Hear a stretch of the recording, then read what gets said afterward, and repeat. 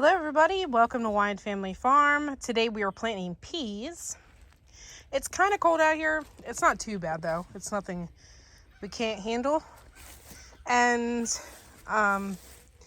we pulled up some of the roots from last year. I still have biochar in the beds and I put down some worm castings. We're using a pound of Lincoln peas, which seem to be the best kind of peas to plant. We planted these in the past and they did a great job. So this entire bed is going to be peas. Pretty excited about that.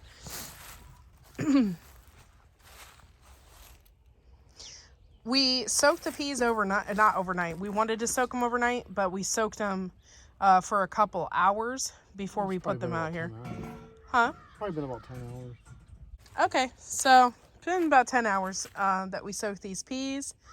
And yeah, this soil in this bed is probably the best soil that we have had ever. It's doing great. Just really happy with it. We went and bought soil from somewhere else and it was horrible soil. And then one year we didn't plant in it at all. We just put a bunch of grass clippings in here. And corn and sunflowers, put it in the bed. And the next year, the following year, it was literally the best soil we had seen. So yeah, so we rotated. The first bed over here we had peas in, and we had peas in here last year, and then now we're having peas in this bed this year. So it's pretty exciting. One thing we're gonna have, I think, is challenge-wise, is I can't keep the turkey out, and we already had a turkey in here and a couple of chickens. So I really hope that they don't destroy this. But you know, like I always say, we plant in mass quantities for a reason. So I overplant the peas. Yeah, he overplants the peas. And hopefully we'll get some, even if they destroy a section or whatever, we're still going to have peas. So, yeah. These are the best peas. When will we get these? Like June, July? Probably around July. We will get these. And they're delicious. And I can't wait. One of my favorite vegetables. I keep saying I have favorite vegetables, but I'm going to start saying one of my favorite vegetables because I have a lot and it makes me sound like I just have these one single vegetable that I love, but there's lots of them. But these are just one of my favorite vegetables. This is my first time using worm castings in a bed. My husband bought a huge bag and I sprinkled it on the top. And then we also have biochar in here. I put biochar in here last year as well, so you can still kind of see it. And so, yeah, we're just trying to make the soil as healthy as possible. I'm learning so much about soil and microbes and how important it is to keep your soil healthy.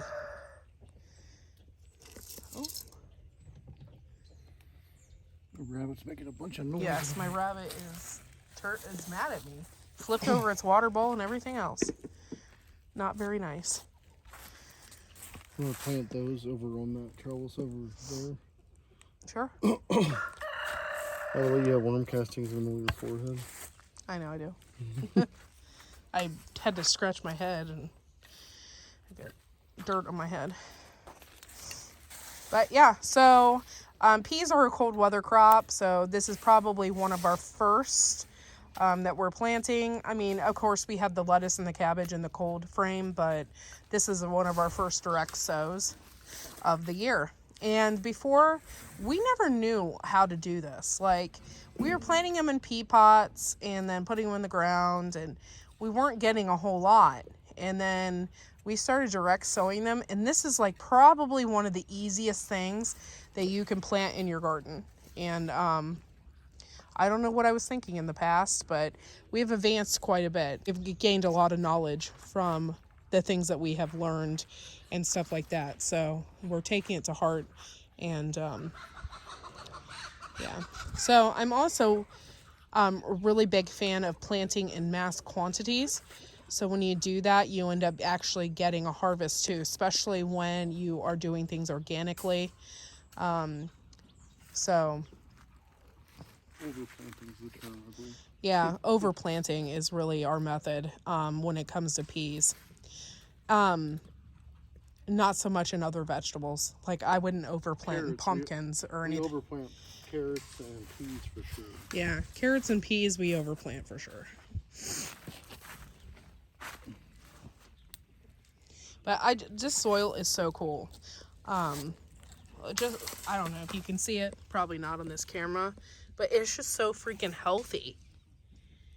And in the past we put perlite, vermiculite in here and stuff like that. It just helped our carrots, and it really it made the soil a little fluffier, which is what we like.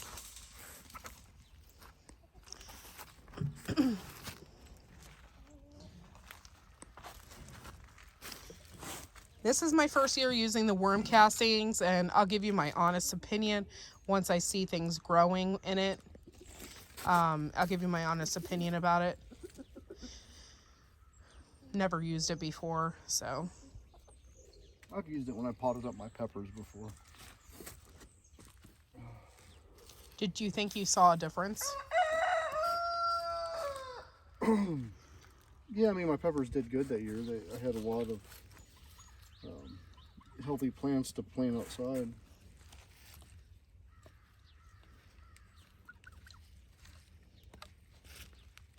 I think a lot of a part as to why we have also such great soil in here is because this garden is really in the direct path of a huge maple tree, and you can see here we have maple leaves all over the garden, and I really think that helps protect the soil as well.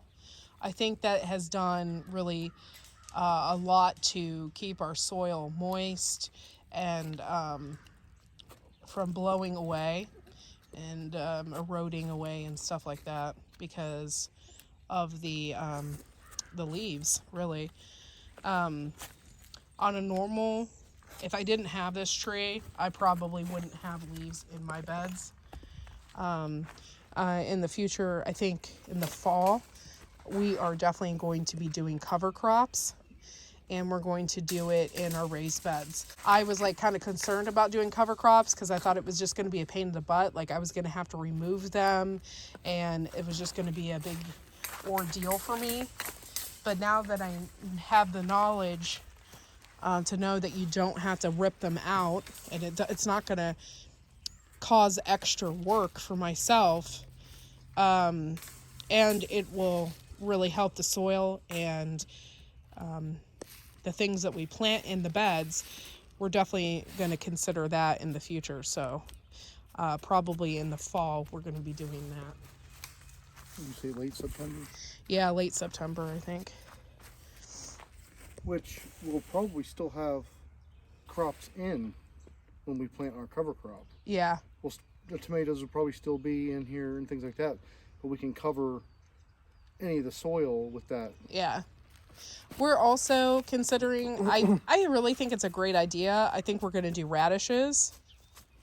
Yeah, we'll see. Radishes for a cover crop. Yeah, for a cover crop. We'll see how that's going to work. I think it'll work out really good, though. I think so, because it's fast growing, and so you don't have to sit there and worry, is it going to grow, is it going to grow that time of year. So it'll grow fast, and then when the cold hits, it'll die. And yeah. And then it'll leave all that good stuff in the soil. Yeah, the radishes that grow will rot in the soil, add nutrients to the soil, loosen the soil because it's a root vegetable. I think that we're going to try the radishes, and if you could probably harvest a few if you wanted. So, plus I think a radish is a really great idea. Sometimes our soil underneath gets kind of compact, so if we plant radishes, I think it will help as far as breaking up the soil underneath too, and stuff like that. I know this bed is going to be awesome because we planted a bunch of carrots, and the carrots just pushed through and broke up all that soil that's underneath. So this bed is probably our prized bed. It's full of really good nutritional Pretty soon stuff. we'll probably plant lettuce in the sides of this bed. A little bit closer to, when we get a little bit closer to planting time, we'll put lettuce in this bed, at least some of it, because the shade from the peas will help the lettuce. Okay, so how many more peas do we have left? We're gonna plant, oh my gosh. So we have that many peas left. I think we're gonna plant them somewhere else. And but yeah, we planted almost a pound of peas in this bed right here. So I guess the rule of thumb from what I'm hearing is that you want to plant peas, onions, and potatoes before St. Patrick's Day. So that makes sense. So I think we're on the right track. We're not going to do onions or potatoes this year, but that's something that I really have to remember. I don't know if that's a wives' tale or what, but I'm going to go with it. And maybe next year we'll do this. We'll do that. We'll plant all that stuff before St. Patrick's Day. Stuff we put in here is pretty much dead. Really just kind of an experiment to see if the weather stays in.